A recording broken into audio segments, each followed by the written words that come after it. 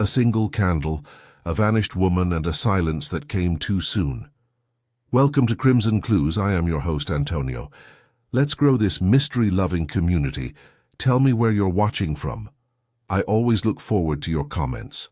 Let's begin. It is a universally acknowledged truth that no vicarage drawing room is complete without three things: an uncomfortable chair intended only for visiting atheists, a carpet with a stain of obscure provenance, and a clock that has not struck the correct hour since Disraeli resigned. The vicarage of St. Agatha's in Lesser Titherley, Hampshire, boasted all three, plus rather more unusually, a corpse seated crosswise in the only armchair that might have been considered remotely inviting. It was precisely this tableau that confronted Lord Peter Wimsey on the evening of May 13th, just as the local curate was expounding, with some heat, on the heretical implications of Bishop Dallow's recent pamphlet on modern liturgy. "Aha!" said Lord Peter with cheerful morbidity, setting down his gloves and cane upon the umbrella stand shaped like a Gothic archangel. "Either your parishioners are taking apostolic martyrdom a touch too literally, or someone has expired in a frightfully Anglican sort of way, pale, polite, and inconvenient." The corpse in question, a man of perhaps 50, neat of collar, and balding in a distinguished fashion, had slumped slightly forward as though dozing. But a closer inspection, which Lord Peter undertook with a distasteful sort of flair, revealed that the book in the man's lap, the doctrine of substitutionary atonement, a refutation, had fallen open at an oddly crisp angle, and that a faint bluish tinge marred the tips of his fingers. There was also the matter of a single beeswax candle, half consumed and incongruously lit, despite the mid-spring daylight pouring through the mullioned window. "Poison, I dare say," Wimsey muttered, examining the man's lips. "Or else a very severe allergic reaction to poor theological prose." The vicar, a fluttery man in a brown cassock with the air of one permanently apologizing to God for existing, wrung his hands. "That, Lord Peter, is Professor Vernon Hargrave, a scholar of some repute. He arrived for tea, mind you, and then just remained. I had nipped to fetch a copy of the apocryphal dialogues. He had requested it, I swear, and when I returned, he was like this." "Tea," said Wimsey, "is far deadlier than most people give it credit for, at least when served with biscuits of unknown composition." He glanced toward the silver salver on the table, which did indeed contain a few dry and fingered custard creams. And what, pray, was the good professor doing in Lesser Titherley, delivering a lecture at the Historical Society on the Gnostic influences in early English hymnody? He was to dine with the Hortons after. Oh dear, oh dear. Death by hymnody, Wimsey mused. There are worse fates. He wouldn't be the first to fall before the second verse of "O God, our help in ages past." But this, I feel, has more to it than metrical melancholy. He turned to the curate, a solemn young man who looked as though he'd been interrupted halfway through writing a letter of complaint to the Church Times. "You found him?" "I did," the curate said stiffly. "I came in to call the vicar for evensong, and found the room as you see it. I touched nothing. And the candle? It was lit." "Indeed," Wimsey said, drawing nearer to the dying flame. The candle, clearly of a high ecclesiastical grade, was stuck in a modest pewter holder. It gave off a faint, oily scent. He sniffed the air. "Rather queer, that. Why light a candle in daylight, especially one meant for ceremonial use, I suppose?" "It was the professor who lit it," the vicar offered. "He said it helped him think, something about the medieval mind associating fire with purity, quite eccentric." Wimsey turned and smiled. "My dear vicar, all scholarship is eccentric when viewed from the standpoint of common sense, which is why I imagine this room has so few books." His smile sharpened slightly. "I don't suppose the good professor brought any papers with him?" "Yes, a satchel. It's there, on the floor." Wimsey stooped and retrieved the bag. Inside, he found a battered leather notebook, an envelope addressed to a Miss Constance Pell, and a sheaf of handwritten notes with underlined Latin phrases and speculative marginalia. One sentence had been crossed out 3 times and rewritten at an angle in the margin. The fire must be kindled before the dusk, if the veil is to be lifted. Wimsey murmured, fingers pausing on the line. If that isn't suggestive of either ancient ritual or academic melodrama, I'm a bishop's billiard cue. Just then the sound of a motor engine coughed into the gravel drive. The constable had arrived, plump and faintly breathless. "Evening, my lord," he managed. "Heard we had a sudden death." "Indeed we do," said Wimsey with a beatific smile. "And I suspect he'll continue to be just as uncommunicative as your last suspect in the fishmonger's affair. Would you be so kind as to see that no one removes anything from this room?" The constable gave a stiff nod and started issuing directions to the housemaid, who hovered miserably in the hallway like a damp sparrow. Wimsey stood again and adjusted his cufflinks. A scholar, a candle, a curious turn of phrase, and a sudden end to all theological argument. "That," he said, "sounds rather like the beginning of a problem in logic and bad tea. I think we ought to see what secrets the dusk has been hiding." He turned to the window, watching as the long shadows crept across the neatly mown lawn of St. Agatha's. The candle guttered on the table, its flame trembling slightly, as though uncertain whether to continue. "Light it before dusk," he murmured again. "Or else—" He let the sentence trail off, a smile curling his lips, as he tucked the professor's notebook under one arm and made for the door. Lord Peter Wimsey was not a man to storm crime scenes with a whistle and a warrant. He preferred the slow and subtle unravelling of a well-stitched fabric, tugging one thread at a time, until the whole embroidered illusion collapsed into truth. After the constable had been gently nudged into establishing a perimeter, and the vicar pacified with a murmured reassurance about the continued sanctity of the drawing-room, Wimsey turned his attention to the domestic canvas of the vicarage. The house itself was a modest 2-story of warm stone and squeaking floors, with a smell of camphor and theological dust. His first conversational quarry was the housemaid, Elsie Bythorne, whom he found clattering cups in the scullery, with the earnest terror of someone trying to erase the memory of a corpse with crockery. "Miss Bythorne," he said cheerfully, "might I impose upon your time? I promise not to make you read any Latin." She blinked up at him, cheeks pink from heat and confusion. "Me, sir?" "Yes, you. Lord Peter Wimsey, at your service and temporary torment. I wondered if you might indulge me with a brief memory exercise. What do you recall about the professor's visit this afternoon?" "I didn't hear nothing odd, sir, if that's what you mean. He come just before 4 with his big bag and his spectacles, like always. Sat in the drawing-room with the vicar. I brought them tea, nothing strange." "What was in the tea?" She looked startled. "Just tea, sir. Indian blend, and sugar, and milk, as usual. The professor took both, I think. Used the green cup. Ah, yes, the Dalton monstrosity with the pastoral nymphs. I noticed it. Did he eat anything?" "A biscuit or 2, from the tin.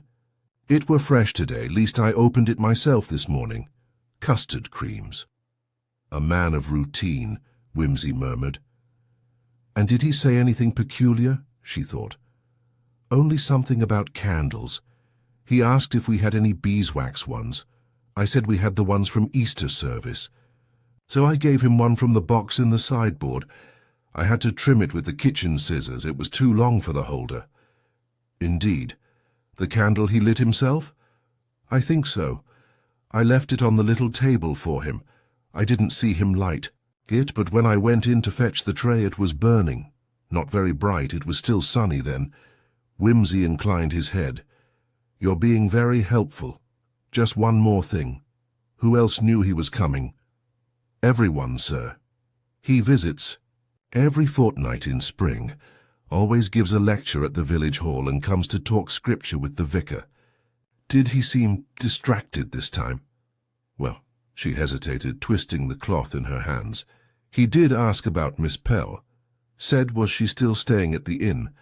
I said I didn't know, and he looked a bit disappointed. Not angry, but thoughtful-like. Miss Constance Pell, Wimsey murmured. Yes, I must certainly have a word with her. He thanked the girl and left her to her china and nerves. Next he strolled through the garden, where the vicarage's roses were in the first throes of bloom, and found the gardener, old Mr. Bone, trimming a privet hedge with the deadly focus of a man who had no time for poetry or corpses. Pleasant. Afternoon, Wimsey offered. Mr. Bone grunted. Not if you're Professor Hargrave, it ain't. Quite. I dare say you saw him arrive? Saw the car. Hired motor from Bell & Sons. Same as usual. He come in at the gate, nodded at me, went inside. Did he speak? No. He never did, really. Didn't like dirt, or dogs. Thought I was deaf, I think. Are you? Not for things. Worth hearing, Wimsey smiled. Then perhaps you heard something this afternoon. There was a pause. Mr. Bone snipped 2 unnecessary leaves from the hedge. Heard a door slam, 4:15, maybe 20 past. Odd, because I thought both men was inside, but I didn't see nobody leave. Wimsey's brows lifted. Interesting. And just before that? Silence. Then the curate ran out at 5:05 shouting murder. The door, Wimsey filed that away. He excused himself and made a leisurely circuit of the perimeter, eyeing the hedges, windows, and the gravelled drive. No obvious footprints, too dry, but he made mental note of a garden gate left unlatched. The vicarage had 3 entries, front, side, and garden, all ostensibly closed, all unlocked. The time was now just past 6. Evensong had been postponed, the vicar having declared himself unfit for ecclesiastical decibels, and Wimsey made his way to the local inn, the Tethered Lamb, where Constance Pell was reportedly lodging. He found her in the parlour, a slim woman of about 40 with a pinched, intelligent face and a look of constant calculation. She was sipping sherry and reading the Church Quarterly Review as though it owed her money. "Miss Pell," said Wimsey, with his courtliest bow, "permit me to intrude upon your theological reverie. I believe we share an acquaintance in Professor Vernon Hargrave." She looked up with a flash of something, grief, annoyance, relief, and set down her glass. "We did.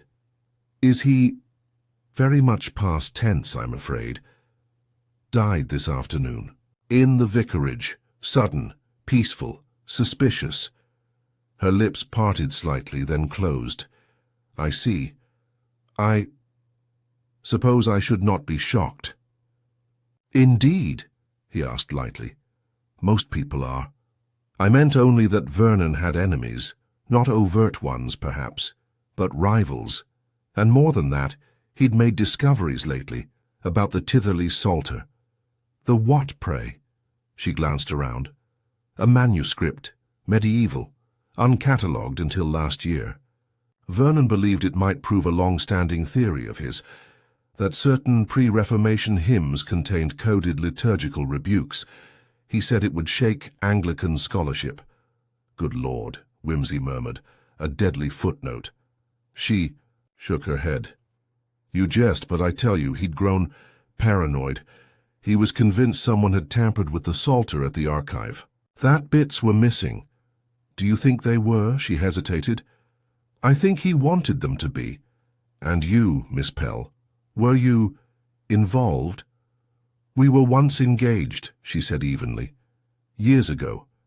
It did not last. Vernon loved puzzles, more than people. But I admired his mind. We corresponded often. Do you know if he was expecting to see you today?" "He might have hoped. I arrived in Titherley last evening, unannounced. Thought I might attend the lecture. I stayed away. It seemed easier." Wimsey nodded. "And what do you make of this candle business?" Her face flickered. "Ah, the candle. That was a private ritual of his. When working through difficult problems, he'd burn a consecrated candle. At twilight, said it helped him see clearly. A superstition, perhaps, but very Vernon. Wimsey sat back, a flicker of interest sharpening behind his eyes. Interesting, he was working through something difficult today, was he? I don't know. Oh, I rather think you do, Miss Pell.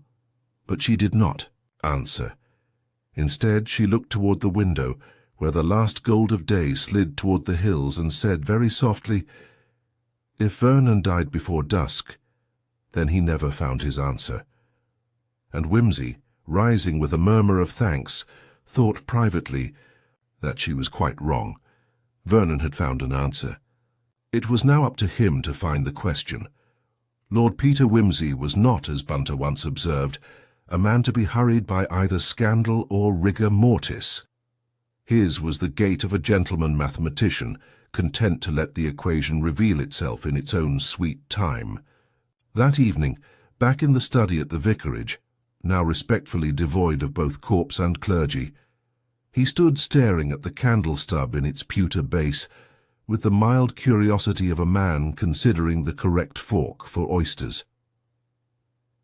The constable had taken the professor's body away after the village doctor confirmed what Wimsey already suspected. No visible injuries, no signs of violence, no obvious cause of death. Just a peculiar pallor, a curious rigidity, and a single candle still warm at the base. He returned to the satchel retrieved earlier and laid out its contents once more. The battered notebook, the envelope addressed to Constance Pell, and the sheaf of disordered notes, dense with marginalia and scored through lines, some so emphatic they threatened to puncture the page. One note, circled several times, read, "Manus est candela, sed anima est lumen." Wimsey murmured the line aloud. "The candle is the hand, but the soul is the flame." Charming, also rather more theological than chemical. He tapped a pencil against his lip. The candle, the time of death, the mysterious phrase, and, most damning, the fact that Hargrave had asked for beeswax specifically, not just a flame, that kind of flame. He rang the bell. A few moments later the curate, young Mr. Hinksey, arrived, visibly trying to look helpful and not at all like someone who had discovered a dead man, and was afraid he'd misquoted scripture during the event. "Hinksey," Wimsey said amiably, "remind me, were you present for the whole of the professor's visit?" The young man frowned. "No, I was in my study preparing for evensong. I only came down when the vicar failed to appear at the usual time." "And you saw no one come or go?" "No." "Sir, did you hear anything? A door? A voice? The clinking of ghosts?" "Only a door, I think. Around 4:30. I thought perhaps the professor had left, but there were no footsteps on the gravel after, which struck me as odd." Very good. And tell me, what do you make of Miss Constance Pell?" The curate flushed faintly. "She's rather intense. She came to evensong 2 nights ago and cornered me about early Marian hymns. She's staying at the Lamb, though I confess I've seen her walking near the churchyard at odd hours." "Odd hours? Dusk. Sometimes dawn. I thought perhaps she was gathering inspiration. She writes papers, I believe." "Yes," said Wimsey, "and appears in footnotes that cost scholars their sleep. Thank you, Hinksey. You've been a great help." Dismissed, the curate left with relief poorly masked as piety. Wimsey turned back to the window. It was nearly 8. The village slept with the well-fed innocence of those insulated by hedgerows and hymnals. But he had no intention of retiring early. Instead, he walked back through the churchyard, past the weathered tombs and violet-shadowed grass, and found his way to the parish records room, by persuasion of Key and the vicar's absent-minded blessing. Inside, the air was cool and ecclesiastical, a scent of dust, linen and ink that had gone brittle with age. He pulled the file labelled Titherley Psalter, Provenance and Notes, and flipped through the records. The manuscript had been unearthed from a locked chest in the crypt 2 years prior. Latin, early 14th century. Some water damage. Notes on illuminations partially erased. And one curious annotation in Hargrave's hand. The Dusk hymn, folios 1 to 12, 115 not present. Removed or decayed. Possibly intentional omission.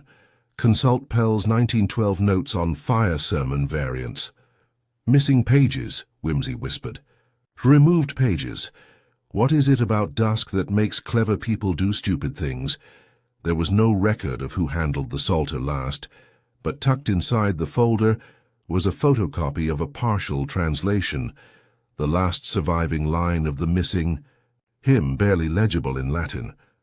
In the burning of the candle the voice will be heard if the soul is ready.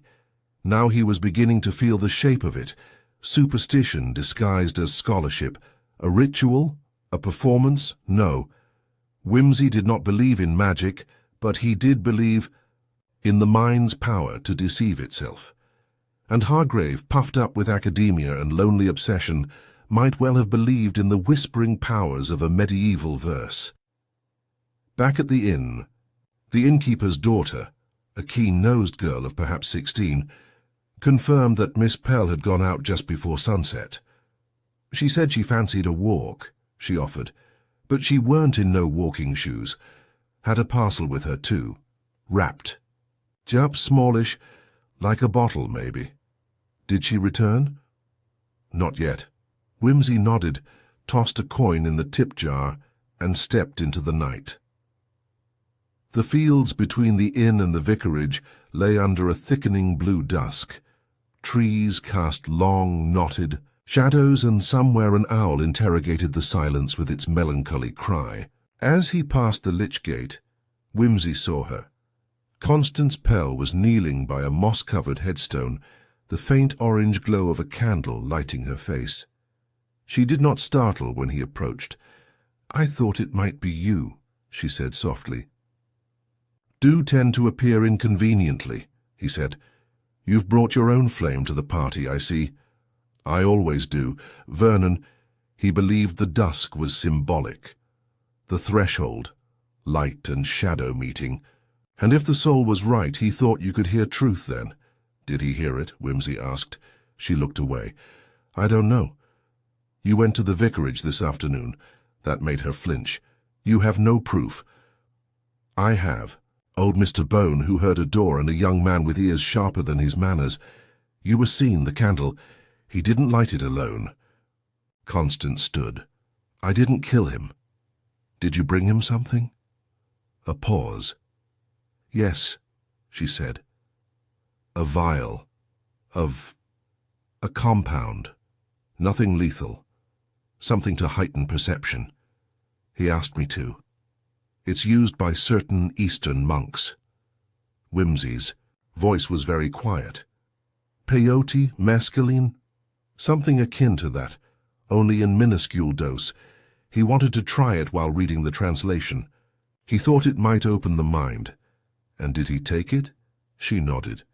"With his tea." Wimsey sighed.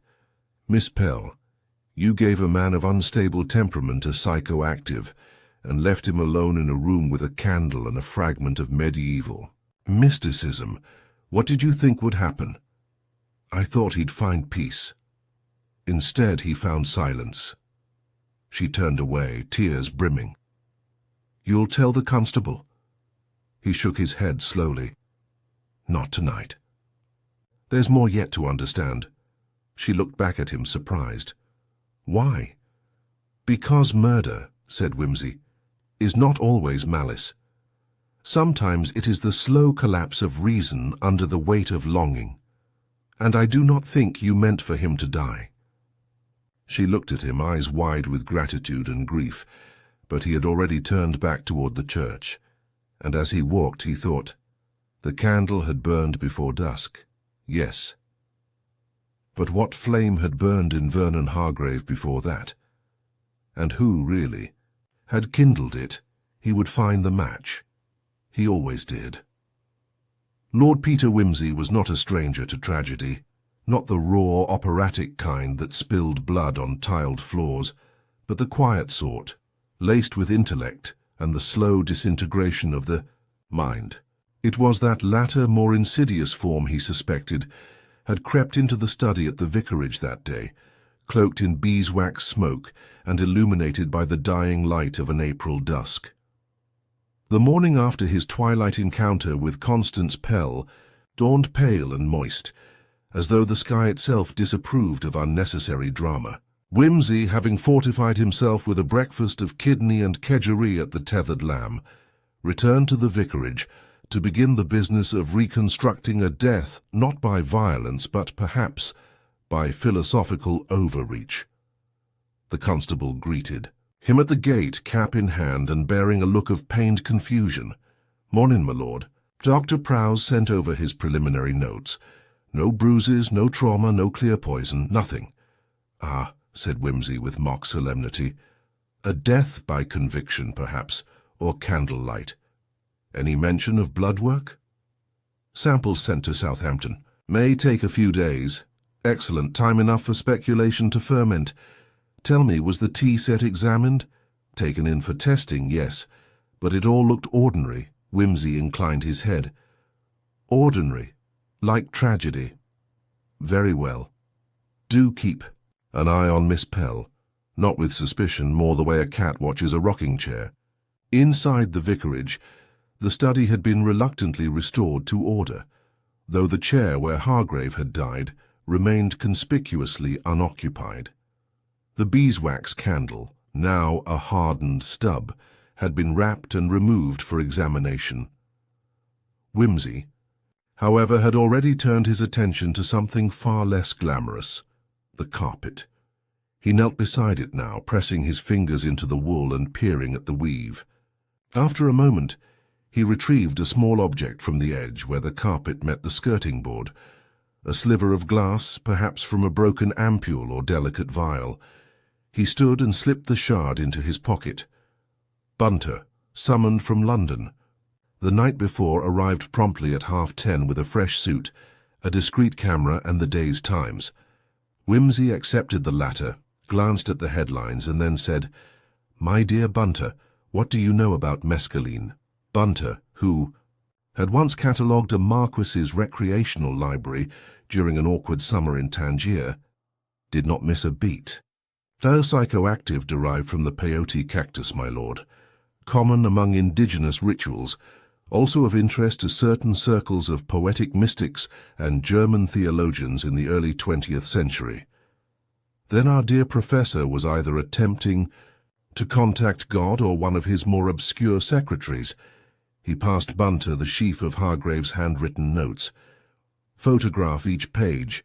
Lightly, mind," he annotated, "as if wrestling demons, and the pages may resent further interference." Wimsey stepped outside once more into the village proper. Lesser Titherley was not large, but it had gossip proportionate to a capital city, and far less to do. By elevenses he had collected more than he needed. Hargrave had been seen twice at the church archives the previous week, once late at night, mumbling in Latin, according to the archivist's apprentice. Constance Pell had, reportedly, been heard arguing with him near the post office. And someone, probably neither of them, had asked about purchasing beeswax candles from the old ecclesiastical supply shop in Nether Titherley 3 days prior. He returned to the shop in question, a musty place smelling of mildew, incense, and Protestant regret, and inquired gently about recent customers. The shopkeeper, a man who looked embalmed rather than employed, blinked slowly. "Candles? Beeswax? Yes, a woman bought 6 Pale hair, blunt fringe, could have been foreign. She paid in coins and smelled of lavender." That description did not fit Constance Pell. Wimsey returned to the vicarage and cornered young Hinksey once more, who blanched visibly at the mention of foreign-scented women. "Surely," said Wimsey, "there aren't many in the village who combine lavender and ecclesiastical curiosity?" "Well," said the curate, flustered, "Mrs. Gallo, she's rather enthusiastic, dabbles in folk song and embroidery, but she wouldn't hurt a fly." "That may be true," said Wimsey, "but some flies die from enthusiastic attention. I should like to speak to her." Mrs. Gallo proved to be precisely the sort of eccentric the English countryside manufactures with unnerving regularity. Plump, bright-eyed, prone to quoting obscure poetry, and convinced that Anglo-Saxon herbs could cure spiritual malaise. Her cottage was filled with dried rosemary, small icons of dubious legality, and exactly the sort of beeswax candles Wimsey had seen the day before. "I make them myself," she said proudly, "for spiritual clarity. Fire is the ancient purifier." "You know." "I do," said Wimsey gravely. "Did you supply any to Professor Hargrave?" "Oh, yes. He said he needed the right sort of candle. I sold him 3. And what did he want them for? He said the Psalter demanded it, that the fire had to be pure. I thought it all very romantic." "Did he say what he expected to see in the candlelight?" "No," she said slowly. "But he said it wasn't seeing, it was hearing. He said the voice would only come at the border of light and dark." "The veil between rationality and madness," Wimsey murmured. "Thank you, Mrs. Gallo. You've been most enlightening." He stepped out, mind-humming. A pattern had begun to emerge. Not a motive, perhaps, but a rhythm. The professor believed in the power of dusk, of flame, of the Psalter's lost verses. He had ingested something, possibly mescaline or its cousin, expecting revelation. Instead, he found oblivion. But the timing was wrong. Wimsey walked the precise path from the church to the vicarage, then to the field behind it. He timed each route, measured the distance between Mrs. Gallo's cottage and the side gate, checked for footprints, disturbed soil, recent disturbances. Then, back at the churchyard, he paused beside the same headstone where Constance Pell had knelt the night before. He crouched. Beneath a cluster of daffodils, half buried, was a discarded wax stub, burned down nearly to nothing. Another candle, another ritual. No to a second attempt. Someone else had performed the ritual after Hargrave died, perhaps mimicking it, or perhaps trying to finish what he had begun. He held the wax in his hand and stood slowly. There was something in the village, something someone was trying to unearth or decode, and they believed this dusk ritual was the key. Back at the inn, Bunter had arranged the notebook pages in careful sequence and developed the photographs. Wimsey sat down with them, eyes narrowed. The final page, the one written the day Hargrave died, had a curious series of underlined phrases. If the dusk hymn is incomplete, it is because the ritual was broken. The soul must be attuned. If not me, then another. If not heard, then done. One must pass through the veil. Hargrave had not planned to die. He had planned to transform, in some scholarly, mystical, utterly academic sense. And someone else, Constance, the unknown candle-bearer, had known he would try. Wimsey leaned back in his chair. "You know, Bunter," he said softly, "this is shaping into rather more than a footnote in the history of hymnals. It is beginning to look like an opera of intent." And outside the inn, the dusk began again. The following morning, Wimsey's breakfast was interrupted by the arrival of the constable, bearing a brown envelope and a furrowed brow. He handed it over with the reverence of a man carrying news from the Delphic oracle, or at the very least, a cricket score of national importance. "Lab report from Southampton, my lord. Came back quicker than expected. They tested the professor's blood and the teacup residue, traces of an alkaloid, peartline, not lethal but hallucinogenic in quantity, not standard fare for a theological symposium." "No," said Wimsey, unfolding the sheet, "nor, I imagine, for the average vicarage tea party. Thank you, Sergeant. You've done well." The man flushed with the proud discomfort of the English. Middle class being praised before elevenses, and withdrew. Wimsey, still in dressing gown and Turkish slippers, leaned back against the window-sill of the inn's parlour and reread the findings. Peartline confirmed his suspicion. Hargrave had not been murdered in the traditional sense, but assisted intellectually or chemically into a situation where his mind collapsed under its own weight. He rose and went to the small oak writing desk where Bunter had reassembled the professor's pages in clean photographic facsimile. The final note haunted him. If not me, then another. If not heard, then done. One must pass through the veil. He tapped it with a finger, then murmured aloud, "But who was the another, and what exactly did they hope to do?" There was a knock at the door. This time it was Miss Pell herself, dressed in a subdued blue that might have passed for mourning had it not been so pointedly flattering. She carried a folded newspaper and a look of stern intention. "I saw the news," she said without greeting. "They're suggesting it was suicide." "Yes," said Wimsey. "A gentleman doses himself with visionary compounds, lights a ceremonial candle, and expires in a vicarage chair. It rather smacks of intent. I didn't mean for him to die." "I don't think you did, but someone else might have," she blinked. "You think it wasn't the pay-it line?" "No," said Wimsey, motioning for her to sit. "I think it was the pay-it line, but the question is whether it was meant for insight or for extinction." She sat, stiff-backed, as though the chair resented her. Vernon believed in the threshold. The veil, he called it.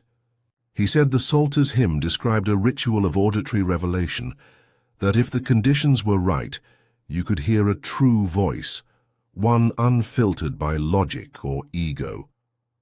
"A dangerous idea," said Wimsey, "especially for a man whose ego had already declared war on his logic." "He told me—" she hesitated. "He told me he believed the missing folios were removed deliberately, that centuries ago someone tried the ritual and failed, and the church suppressed the rest." Wimsey steepled his fingers. "And that made it more tempting, naturally. I brought him the substance," she said. "A tiny vial, enough for mild alterations, not death. I told him to wait for me, that we should read the hymn together at sunset. But he grew impatient. Or someone else encouraged him to grow impatient." Her gaze sharpened. "You suspect someone else?" "I suspect," said Wimsey, "that there is more than one person in Lesser Titherley with a fondness for dusk and candles, and I intend to find out who they are." He watched her leave before turning back to his notes. Mrs. Gallo had sold 3 candles to Hargrave. Only one was burned in the vicarage. Another was found in the graveyard. Where was the third? He called for Bunter. "Time to visit the archives, Bunter. Bring gloves. And something discreet with which to measure drafts and acoustics." The Lesser Titherley Church archives were housed in the undercroft of the vestry, behind a door so narrow even temptation would hesitate to enter. The air inside was 10 degrees cooler, and smelled of vellum, dust, and divine disapproval. Wimsey and Bunter descended with the vicar's blessing, which came with a warning about bats, dampness, and certain unsettling inscriptions near the north wall. What Wimsey found unsettling was not the graffiti, but the acoustics. Every sound, every whisper, reverberated faintly, bouncing off stone in unexpected ways. He moved slowly along the row of sealed cabinets. "Folio 112 to 115, he murmured, "removed, lost, or perhaps hidden." The Psalter itself was not here. It had been moved to Oxford for conservation after its discovery, but Hargrave's correspondence and notes were stored in a crate labelled P.H., Local Research Materials. Inside, Wimsey found typescripts, letters, and a single sealed envelope addressed to J.G. "Who," he murmured, "is J.G.?" Bunter handed him a letter, its ink faded but legible. "Dear J.G., if I do not survive this experiment, or should I return altered beyond comprehension, you must destroy the Psalter, not the copy, the original. The Dusk hymn is not a metaphor. It is an invocation, not to spirits, but to memory, to pain. I believe I have misread it. There is no revelation, only exposure. V.H. "Exposure," Wimsey repeated. "Not of secrets, but of the self, and if Hargrave saw too much of himself, Then that, said Bunter, would be sufficient cause for collapse, my lord. Yes. And yet, why address it to J.G.? Back in the village, Wimsey made inquiries.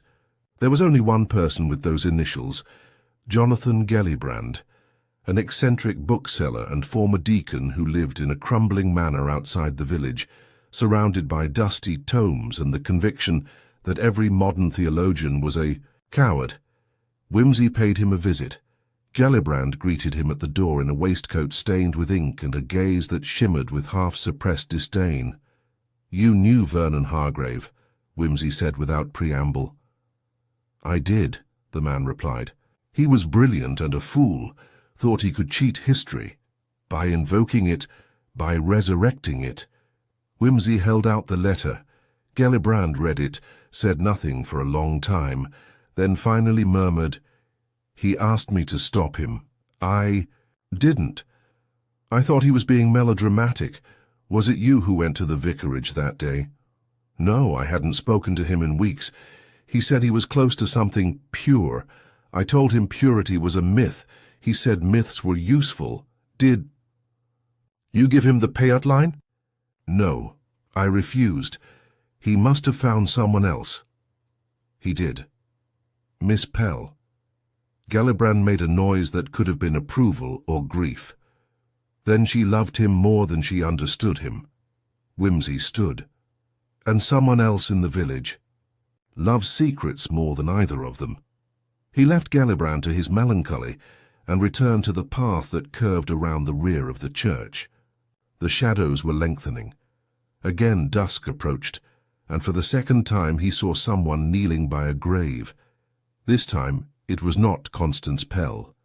It was the curate, young Hinksey, his cassock dusted with pollen and a small thin candle burning. Beside him, Wimsey paused. The third candle. He stepped forward very softly, and Hinksey, eyes closed, lips moving, his voice almost inaudible, said, "If not him, then me."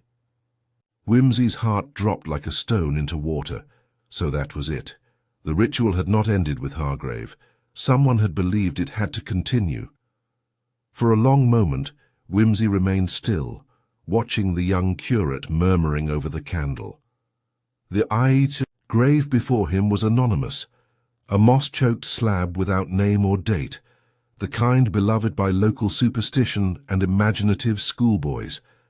The candle's flame guttered in the dusk breeze, casting flickers across Hinksey's pale face. Wimsey stepped forward quietly and cleared his throat, though it made little difference. Hinksey had already noticed him. "I thought you might come," the curate said softly, not turning. "You always do in these stories." "I do enjoy a timely entrance," said Wimsey mildly, "and I find dusk quite inspiring, although I confess I've always preferred lamplight to candlelight. It's less demanding of metaphysical commitment." Hinksey didn't smile. "You think I'm mad?" "Not at all," Wimsey said, taking a seat on the low boundary wall. "But I do. Think you're terribly lonely. And loneliness," he added, "is often the first veil we pass through." That made Hinksey glance at him. "You've read the Dusk hymn?" "I've read the notes, and seen what it did to Professor Hargrave, and what it's doing to you." Hinksey bowed his head. He wanted to hear something. He said the voice would come. Not a divine one, no angels or trumpets, just truth. Undiluted, unbearable truth. "That's quite a thing to want," Wimsey said gently. "Most of us work hard to avoid truth, especially the personal kind." "I didn't know about the pay-it line until after," Hinksey said, "but I knew he was planning something. I followed him to the archive. He told me to stay away, that it had to be his burden. But I read his translations. I found his discarded drafts, and He broke off, covering his face briefly. "When I found him, I saw peace in his face, but also terror. He'd heard something. Or thought he had," Wimsey said. "A mind in chemical turmoil can produce any number of revelations." Hinksey didn't respond. He reached into his cassock pocket and drew out a page, a photocopy of the missing hymn's final stanza, partially reconstructed from scattered fragments. In dusk, the veil is thinnest, and the flame is not flame, but thought made visible. Call not aloud, lest you hear thyself answer and tremble at the sound.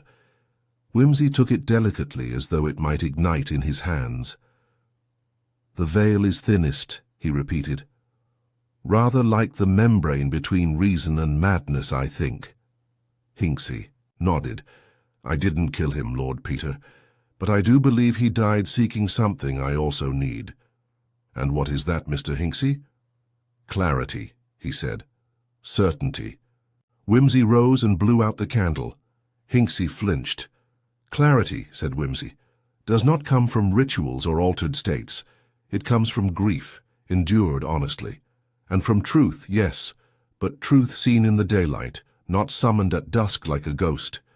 He offered Hincksy a hand. After a moment, the young man took it and stood. Later that night in the inn's parlour, Bunter handed Wimsey the results of his latest discovery. A letter found hidden behind the lining of Hargrave's satchel, addressed not to any colleague or confidant, but to Miss Pell. My dear Constance, if I should not see you again, know that I did what I must. The truth lies not in theology, but in the echo of the soul heard when all else falls silent. I go to meet it. Whether I return depends not on God, but on my own capacity for truth. If I fail, destroy the Psalter. Not because it is evil, but because it tempts men beyond their strength. V.H. Wimsey read it twice, then folded it carefully and set it aside. We are circling the drain of this business, Bunter. Yes, my lord. The professor did not die from malice, but from a voluntary plunge into the mind's underworld. Miss Pell gave him the drug, but did not expect him to act without her. Hincksy, poor soul, hoped to follow him, or finish what? He began. Yes, my lord. But someone, said Wimsey, still lingers on the fringe, someone who lit that third candle, someone who believed in the power of this ritual, not just as scholarly experiment, but as revelation. You do not think it was Hincksy? No, said Wimsey. He is guilty of misplaced faith and an adolescent craving for absolutes, but not of cunning. And I do not think he was alone in the archive that night. He rose and began to pace. Hargrave may have been the first to act, but someone watched. Someone wanted the Psalter's secrets, or feared them. Gellibrand dismissed it as poetic, indulgence, but he knew what Hargrave planned. And he was the only person besides Miss Pell who received a farewell letter. Bunter waited in silence, watching his master's mind click into place. Prepare the car, Bunter. We're visiting Gellibrand again, before he has time to invent a fresh mythology. Jonathan Gellibrand's manor was less romantic by daylight. The ivy looked diseased, the roof slanted with neglect, and the door swung open before they knocked. The man himself stood in the hall, pale and twitching. You've been reading more than books, haven't you? Said Wimsey without preamble. I suppose you'll search the house. No need, said Wimsey. I know where it is. He walked past the bookseller into a back room that reeked faintly of candle wax and mildew. On the table lay a beeswax stub, half-burned, still holding a faint curve of warmth. You came here straight after the vicarage, Wimsey said. You lit your own candle, not to see truth, but to confirm that Vernon hadn't succeeded. You needed to be certain. Gellibrand's face was ashen. I needed to know if it was safe. Safe, Wimsey echoed, his voice hardening. He begged you to destroy the Psalter. You did nothing, and when he died you copied him. Gellibrand sat heavily.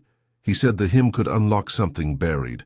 I thought it was nonsense, but when he died, I heard something. In my head. I don't know if it was real. Of course it wasn't, Wimsey said, but the mind is a coward. When it can't explain something, it invents purpose. He turned to leave. You won't arrest me? Gellibrand asked. No crime has been committed, unless cowardice is now a capital offense. Back at the vicarage, Wimsey sat once more with the vicar, who was still trying to write his sermon for the coming Sunday and failing. "I shall have to speak about Professor Hargrave," he said. "People are asking questions." "Tell them the truth," said Wimsey. "That he died of too much seeking," the vicar sighed. "Do you believe there's such a thing?"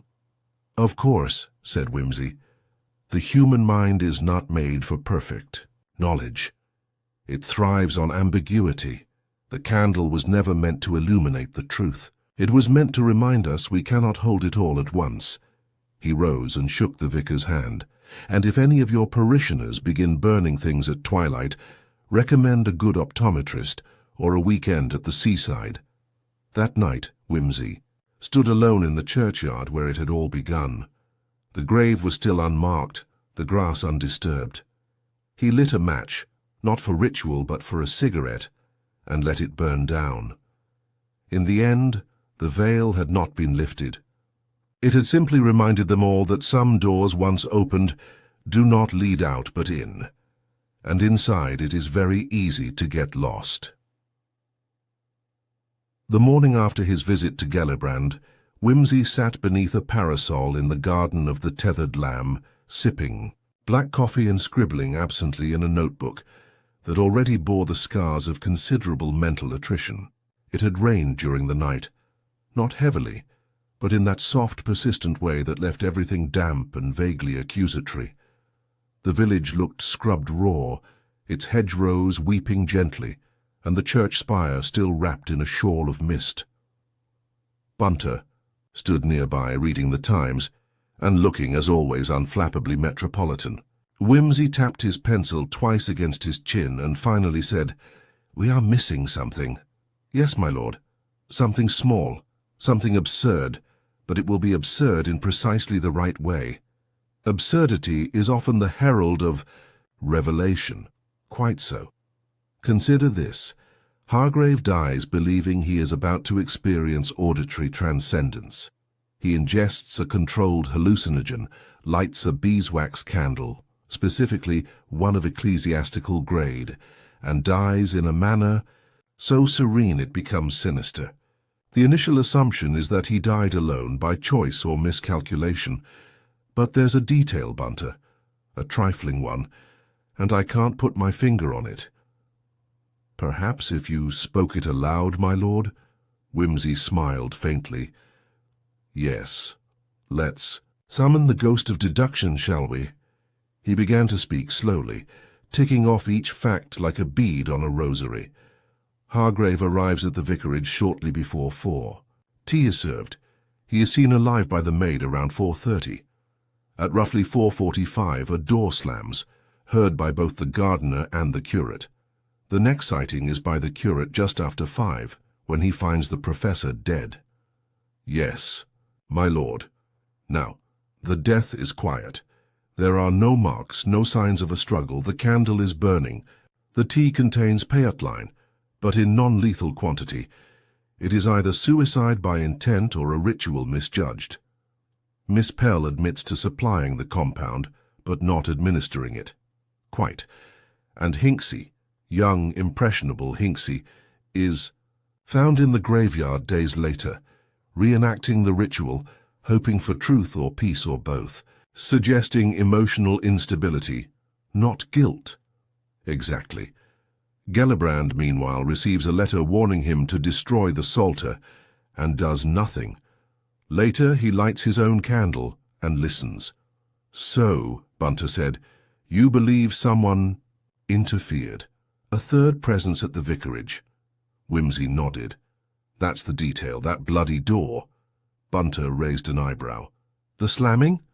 "Yes. Why slam a door if you want to remain unnoticed? It suggests either panic or performance.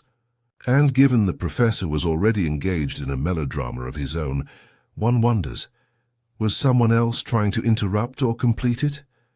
He rose abruptly. "Come. I want to look again at the drawing-room." Back at the vicarage, the drawing-room felt oddly preserved, like a museum exhibit awaiting its plaque.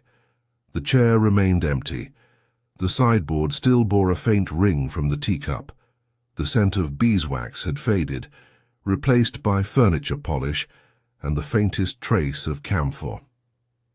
Wimsey crouched beside the fireplace and examined the carpet again. This time he found what he hadn't noticed before, a slight indentation just beyond the hearth, a subtle ridge where the pile was disturbed. He ran a finger along it, then stood. "Bunter, the candlestick."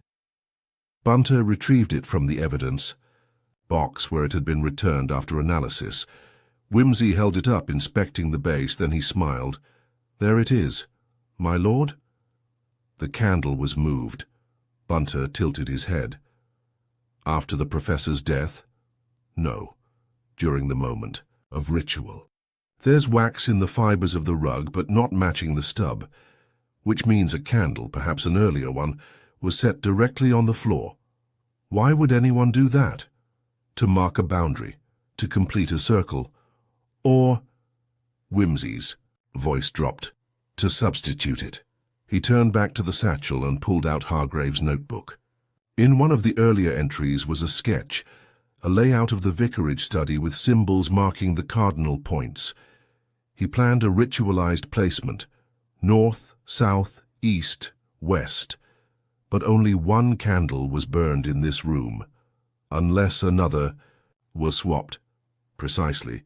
Someone interfered, substituted one candle for another, perhaps one containing an additional compound, something not detectable, or something that would enhance the Payet line's effects to catastrophic degree. Bunter frowned. "Who would have that knowledge?" Wimsey's eyes narrowed. "Mrs. Gallo." The cottage smelled of lavender, rosemary, and concealment. Mrs. Gallo answered the door with her usual cheer, but her eyes flicked once, just once, to the corner of the hearth-rug when Wimsey entered. "Still investigating poor Professor Hargrave?" she said, bustling toward her herb shelf. "Yes," Wimsey said pleasantly. "Tell me, Mrs. Gallo, do you often add extra ingredients to your beeswax? Infusions, oils, powdered herbs?" "Oh, just for scent. Nothing harmful. Nothing hallucinogenic?" She stilled. "I wouldn't know how." "Come now," said Wimsey gently. "You sell to half the clergy in Hampshire. Don't tell me you've never experimented." She turned slowly. "It was just a trace. Mugwort, lavender. Something to enhance. Focus. And when the professor asked for 3 candles, did you know what he intended? He said it was for clarity." Wimsey stepped closer. "And when he left one here, did you burn it?" There was a pause. Then, "Yes." "What did you see?" Her expression crumpled. "I heard my mother's voice. She's been dead 20 years. She sang a lullaby in the old Dorset dialect. And so you believed it worked?" She nodded, voice thin. "It was so clear. I thought perhaps the professor could go further. He was stronger. He understood. So you gave him a candle. With your compound. It wasn't poison," she insisted. "It was meant to open him, just a nudge. But someone else swapped the candle, added something." She flinched. "How do you know?" "Because there was wax in the carpet that didn't match your candle. Because someone else was in that room. And because the ritual wasn't just symbolic anymore. It became a weapon." Her hands trembled. "Who?" "That," said Wimsey, "is what I intend to find out." Back at the inn, Wimsey laid out his suspects on paper. Hargrave dead, Pell misled, Hinksey unstable, Gellibrand frightened, Mrs. Gallo well-meaning but reckless. He drew a circle around the candle diagram from Hargrave's notes. Then he paused. Something was wrong. The positions: north, south, east, west. The single candle in the drawing-room sat at east, the wax on the rug was at north, and the Psalter's hymn mentioned. Dusk, west. The wrong candle had been placed at the wrong point, not by accident. He checked the vicarage layout again. The door that slammed. It opened from the north. Who came through it? Who always used that entrance? The answer struck him like a match to wax. The gardener, Mr. Bone. At sunset, Wimsey found the man pruning lilac with a pair of shears that looked older than the monarchy. He greeted Wimsey with a grunt. "I know it was you," Wimsey said quietly. "You came in through the north door. You swapped the candle. You didn't want Hargrave to succeed." The shears froze mid-air. "He was meddling," Bone said, "bringing old things back. The psalter was found in the crypt. It was sealed for a reason." "You believe in the veil?" "I believe in silence," Bone growled. "He wanted to hear something. I wanted to make sure he did." "What was in the candle?" "Henbane. Just a sliver. It makes the voice louder. I wanted him to hear what he feared. And he did." Bone nodded once. Then he stopped. Wimsey exhaled slowly. "You'll be charged, not with murder perhaps, but with something." Bone looked down at his lilac. "So be it." Wimsey left him to his pruning. In the end, the veil had not parted to reveal divine truth or musical harmony, only a scream from within, and it had been enough to silence a scholar forever. By the next morning, the veil, metaphorical and meteorological, had lifted. The skies above Lesser Titherley were a clean spring blue, and the hedges had the audacity to bloom as if nothing had happened. But death, as Wimsey well knew, had a way of sinking into the soil of a village, seeding silence in its furrows. People spoke more softly now in St. Agatha's, glanced sidelong at shadows, and gave the vicarage garden an unusually wide berth. Wimsey, however, was not finished. He sat once again in the study where Vernon Hargrave had died, now stripped of its mournful aura, and returned to its natural state of benign ecclesiastical clutter. The candle stub had been removed, the chair reupholstered by a housekeeper with admirable detachment, and the tea service packed away. Though Wimsey rather suspected the green pastoral nymph cup would never again be used with full enthusiasm. Across from him sat Inspector Gallion of the Hampshire Constabulary, who had arrived the previous evening after Wimsey's brief telephone conversation. "No, I don't believe the gardener meant to kill him, but the result, I fear, is more or less the same." Gallion had the look of a man who longed for cases with clearer lines, stabbings in alleys, drunken husbands, the occasional poisoned clergyman with a note pinned to his cassock. He was not built for philosophical murders. "Let me see if I've got this straight," the inspector said, leafing through his notes with the air of one reading the rules of cricket backwards. The professor took a hallucinogenic substance, voluntarily as part of a sort of academic ritual. Correct. And the woman, Miss Pell, provided it, thinking it would help him experience some kind of transcendental revelation. Also correct. An error of judgment, not malice.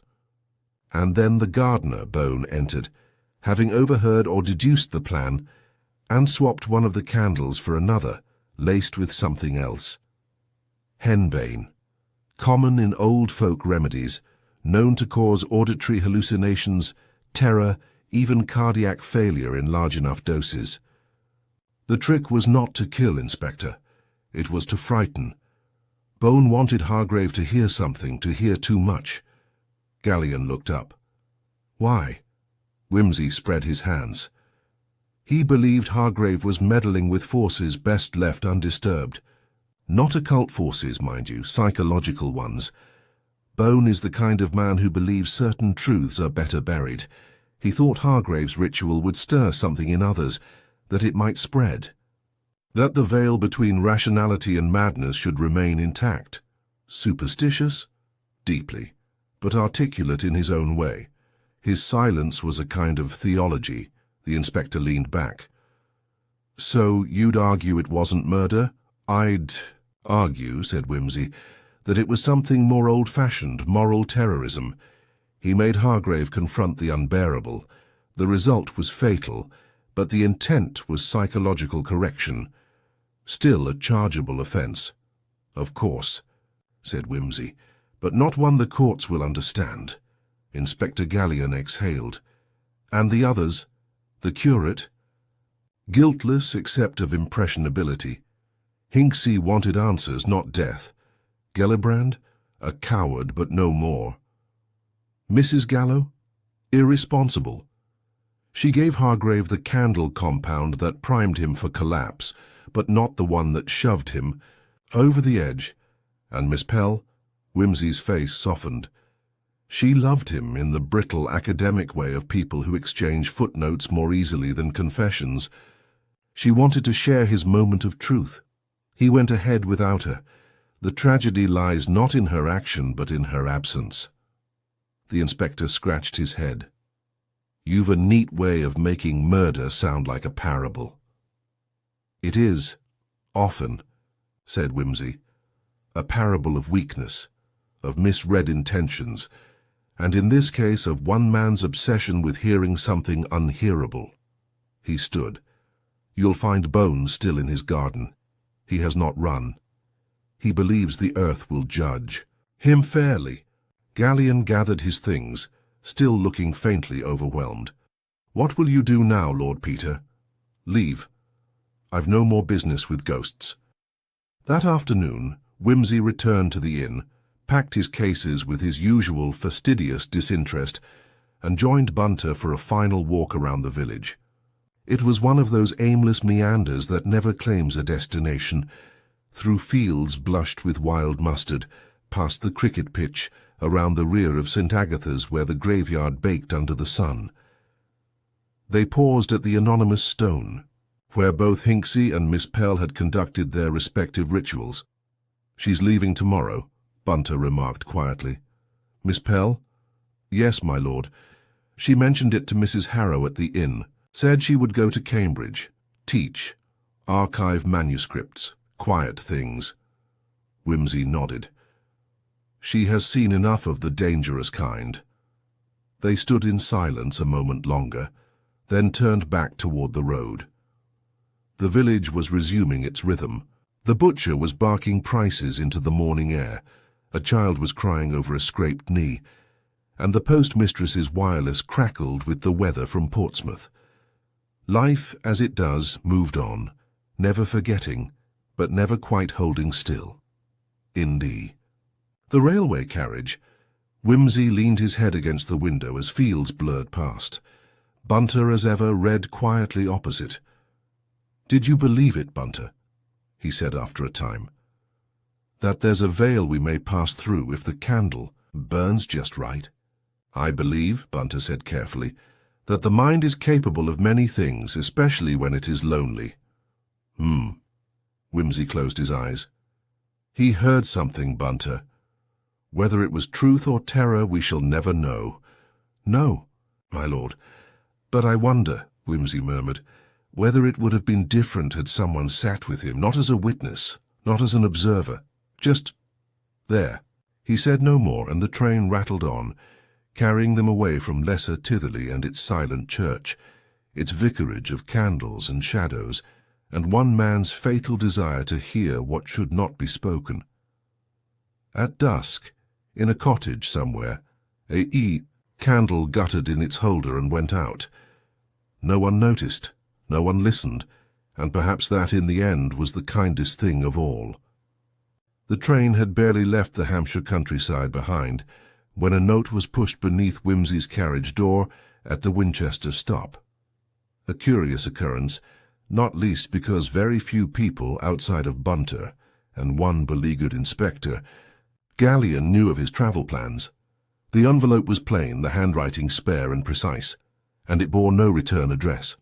Yet the moment Wimsey read the first line, he sighed and leaned back with the resigned fondness of a man reacquainted with an unfinished page. Dear Lord Peter, I have decided not to go to Cambridge after all. You will no doubt deduce that before you finish this letter, I shall remain in Lesser Titherley for a time, quietly, unobtrusively. There is still work to do, and there are things that must not be left in other people's hands.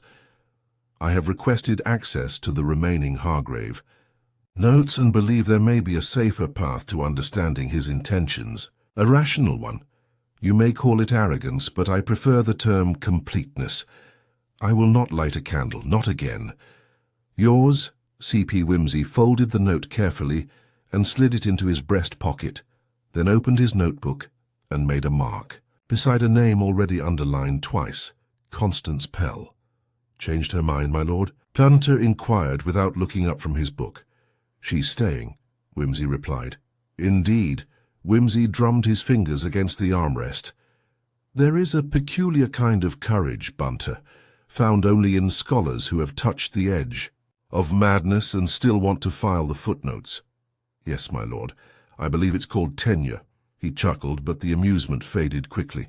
What unsettled Wimsey more than anything wasn't that Miss Pell had returned to the Psalter, or even that she insisted on rational methods. It was the word she had used. Completeness. That seductive notion that something buried, something ancient and incomplete, might yield its secrets if only one were clever or patient or mad enough to insist. The train sped on, but Wimsey's thoughts remained in Lesser Titherley. The following week brought drizzle and detachment, and Wimsey did his best to immerse himself in London. He attended a performance of Twelfth Night that lacked both humour and melancholy, took lunch with his sister in Mayfair, and spent 2 hours at a gentleman's club earnestly avoiding conversation with a retired admiral convinced the Bolsheviks had infiltrated the railways. Yet the candles returned, first as metaphor, then as menace, a dream first. The professor's pale face lit not by fire, but by silence. A candle that gave no heat, a voice reciting the hymn backwards, and then the sound of a door slamming, not in panic, but with ritual finality. The next day, a parcel arrived. It bore Doe postmark. Inside was a single wax stub, unlit and cold, wrapped in tissue paper. No note, no explanation. Wimsey stared at it for a long time. Miss Pell, he murmured, or someone else entirely. He showed it to Bunter. No scent, Bunter confirmed. No residue, beeswax, untampered, ordinary. Extraordinarily ordinary, Wimsey said. That's the trouble. He placed the candle on the mantel and left it there. But that night, in the shadows of Piccadilly, someone watched him from across the street, a vague figure beneath a hat unmoving. When Wimsey turned to approach, the figure melted away into the fog. He did not sleep well. By the third day, a newspaper arrived. At his flat, the Lesser Titherley Gazette, a publication that rarely travelled farther than 3 postcodes from the vicarage. Inside, buried on page 6 beneath an announcement about a jumble sale, was a short notice. Local researcher and former theology student Miss Constance Pell has been appointed temporary archivist of the St. Agatha's collection following the departure of Mr. Gellibrand. The church vestry thanks her for her quiet diligence and contribution to continuity. Beneath this, scribbled in ink, in Hargrave's handwriting, were the words, "The veil is not the end, it is the middle." Wimsey felt the chill before he acknowledged it. Hargrave's notes had all been photographed, catalogued, archived. There were no loose leaves, unless someone was still writing in his hand. He left for Hampshire that afternoon. Lesser Titherley had the same sullen air, the same watchful hedgerows, the same church spire stabbing upward like a cautious inquiry. Wimsey found Miss Pell in the vestry, surrounded by scrolls and papers, her expression unreadable. "You received the parcel," she said without turning. "Yes, I sent it," she said. And then, after a pause, "Because I wanted to know if you'd come back." He folded his coat and sat beside the archive table. "Why?" "Because something's changed. Not in the text, in the village. There are people visiting the graveyard at dusk. Not Hinksey, not me. Strangers." He felt the low hum of dread again. "You think the ritual has spread?" "I think the idea has. The suggestion. Hargrave opened something. Not supernatural, not spiritual, psychological. Once people believe there's something to hear, they begin to listen, and once they begin to listen, they begin to create, Wimsey finished. Noise, echoes, meanings that weren't. There, she slid a page across the table. This appeared in the archive box yesterday. I didn't write it, neither did Hargrave. It was a transcription of a verse, similar in tone and rhythm to the Dusk hymn, but unfamiliar. Come not with light, but leave it. The flame deceives.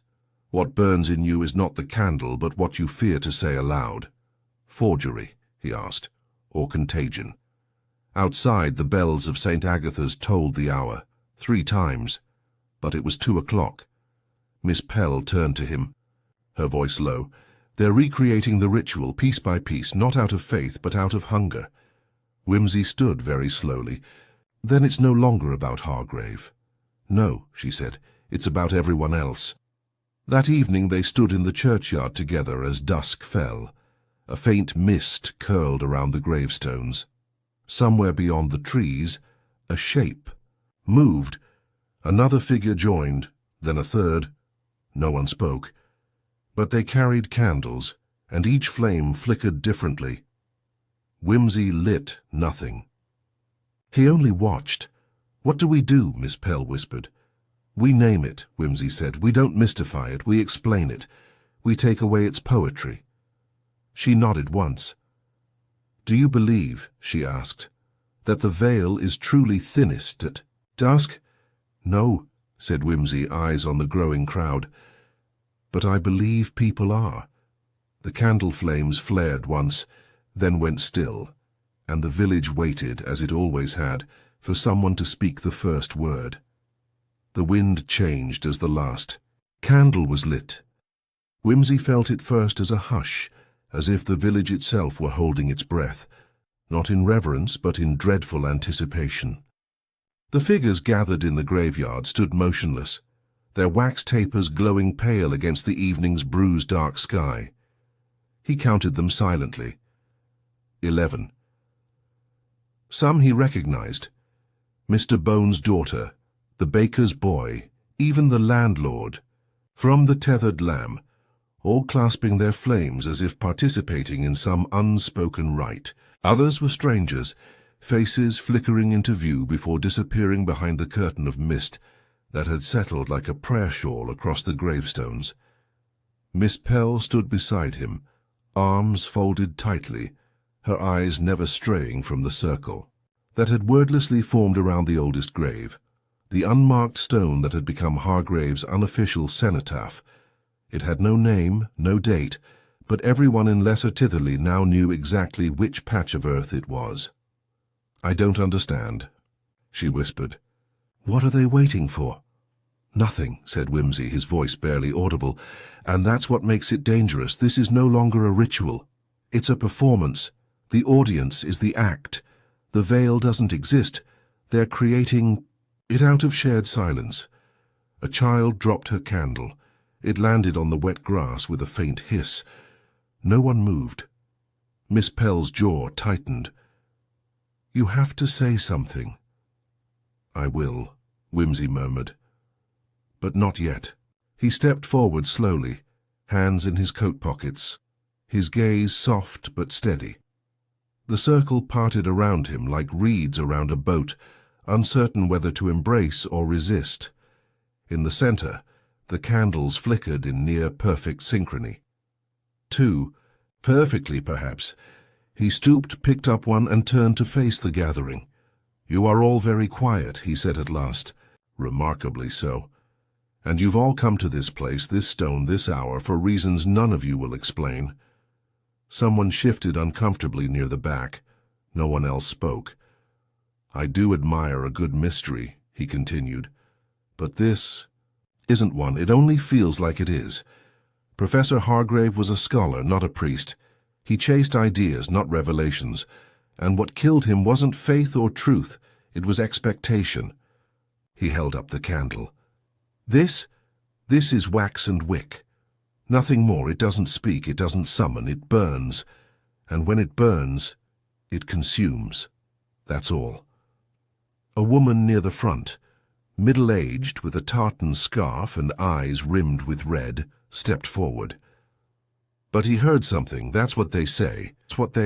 That he died hearing something he couldn't explain. Indeed, said Wimsey, as do we all in time. The question is whether it's the universe speaking, or merely ourselves. The circle rippled, uncertain. You're here because you're afraid, he went on. Afraid there's meaning you've missed. That life is whispering to you from behind some veil, and you've been too dull, too distracted, too ordinary to catch it. The woman blinked. But there is no veil, just moments like this, charged with silence and strangeness, waiting for someone to give it a name. Hargrave gave it one, the Dusk hymn. Others will call it madness. Some will call it God. But the truth is, it's merely what happens when too many lonely people think the same thought at the same time. He stepped closer to the grave. Here lies no prophet, no martyr, just a man who mistook mystery for certainty, and who died because he believed the silence would answer. He set the candle down on the grave and stood. I suggest we give the silence back. Then simply, he walked away. It took time, but one by one the others followed. Candles were snuffed. Steps grew louder. The circle broke apart like mist under sunlight. And soon the churchyard was empty again, save for Miss Pell and the faint scent of extinguished wax. She looked at him. You turned a ritual into a monologue. He offered a small smile. Better than a sermon. Fewer expectations. They walked, back together in companionable silence, the village returning slowly to itself.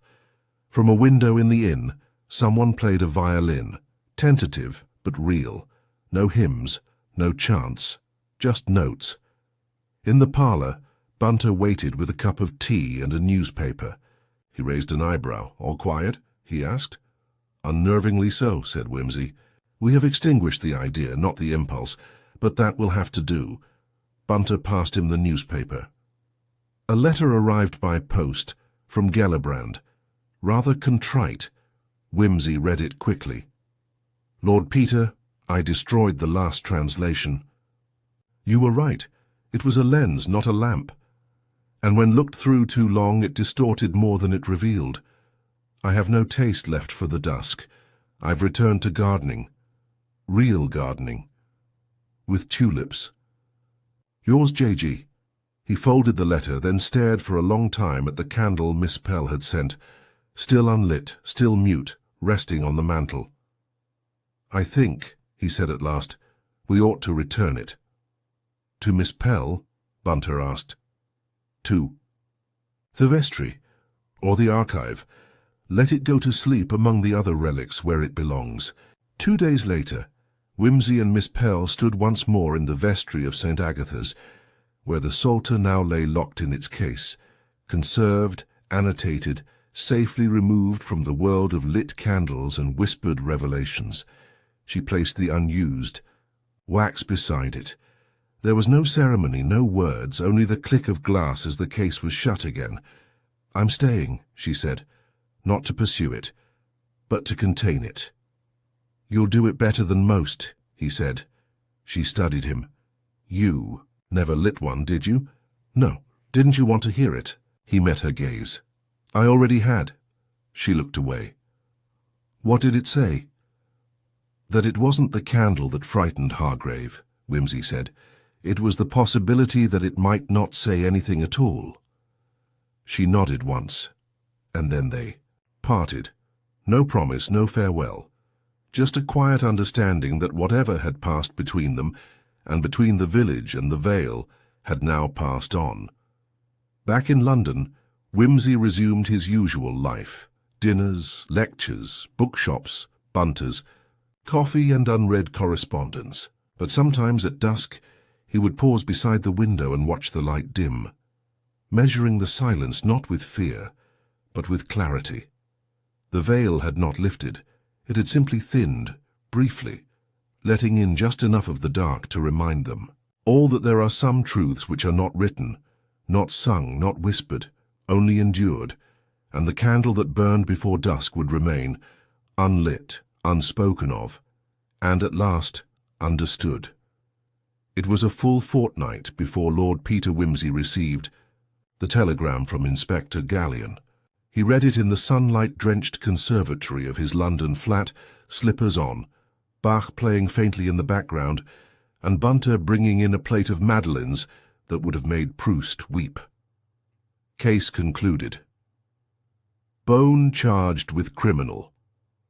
Negligence, sentenced to suspended term. Pell remains in village, no further incidents. Dusk ritual deemed psychological mass suggestion. Public interest faded. Recommend no further press involvement. Gallion. Wimsey folded the paper neatly and set it aside. So, he said to the room, the curtain falls as curtains must. Bunter, placing the tea tray on the table, asked without inflection, "A satisfactory end, my lord?" "As much as anything ever is." Bunter. No gallows. No maniacal monologue. In the drawing-room. Just a quiet grave, a fragment of a hymn, and the failure of human comprehension dressed up in beeswax. He stirred his tea slowly. It was never murder in the traditional sense, was it?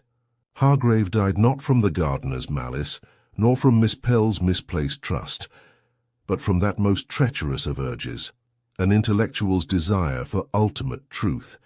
He built a ritual, believed in its power, and left himself open to suggestion. Bone's intervention, crude, folkloric, was merely the catalyst. Bunter nodded once. A psychological crime, then. Indeed, the only sort, really. No blow to the head, no poisoned port, just fear, elevated to doctrine. The candles, the dusk, the hymn, it all became a mirror, and Hargrave died of what he saw reflected. He took a sip of tea. What's fascinating, Bunter, is that the others came so close to following. Miss Pell nearly walked straight into that mirror. Hinksey danced on the edge of it. Even Gellibrand, cynic though he is, could not look away. Only Mrs. Gallo, in her innocent superstition, avoided the worst. She believed in the veil but never tried to lift it. And you, my lord, Wimsey smiled faintly. I am too vain to be mystical, and too curious to be comforted. He stood and walked to the window, where the early evening light poured in gold and undemanding. Below, the city moved with its usual indifference, trams rattling past St. James's, a paperboy calling headlines about politics and cricket. In the fireplace behind him, the candle remained still unlit. He'd refused to burn it, not from fear but from aesthetic principle. It belonged to a different story now, one with footnotes, not revelations. I've decided, he said aloud, that the veil is simply the name we give to our own expectations. And if you press your face to it long enough, you start to see what was always there, your own longing. He turned back to Bunter. Shall I give it to a museum? I rather think it will end up in one, my lord, said Bunter. Alongside the professor's papers. Yes, let it rest. The flame was never the point, only the watching. He paused. I wonder if Miss Pell understands that now. I believe she does. A silence settled between them, comfortable and final. Then Wimsey cleared his throat, reached for his book and said, Well, no more of that. Fetch my gloves, Bunter. I'm expected at the club. If I arrive late, Colonel Fanshawe will launch into his theories on Venetian cartography again, and I'd rather not hear about the Tiber being a conspiracy. As you wish, my lord. As Bunter departed, Wimsey looked once more at the candle. It would never burn, not because it was dangerous, but because it had already fulfilled its purpose. It had shown them all what they feared, what they needed, and what they would not admit. That mystery, once chased far enough, becomes a mirror, and that sometimes the most frightening voice you hear in the silence is your own. And with that, Lord Peter Wimsey went out into the evening, leaving the candle, the veil, and the village of Lesser Titherley behind him. They would not follow.